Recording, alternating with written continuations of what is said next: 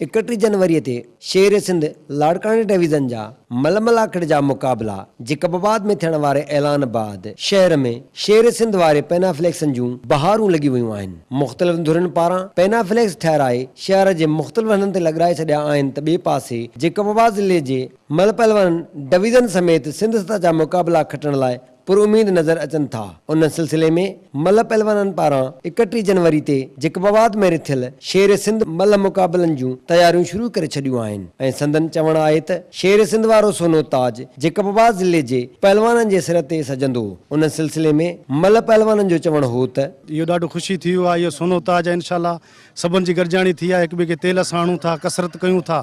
अल्हम्दुलिल्लाह इहो ताज इंशाल्लाह असांजे जेकाबाद वारनि जे मथे ते हूंदो।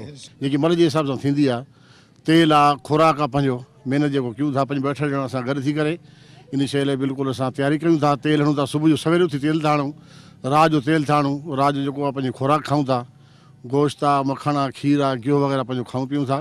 इन जे लाइ वधि में वधि असां तयारी कयूं था। इंशाल्लाह अल्लाह कंदो त असांजो ज़िलो ई जेको आहे फाइनल ते ईंदो ऐं इहो फाइनली बिल जेको आहे थी सघे थो असां ई खणूं। तयारी कयूं था। मलाखड़ो आहे 31 तारीख़ मुक़ाबलो आहे ज़िले जेकबाद में। डिवीज़न जा मल ईंदा, ज़िलनि जा मल ईंदा।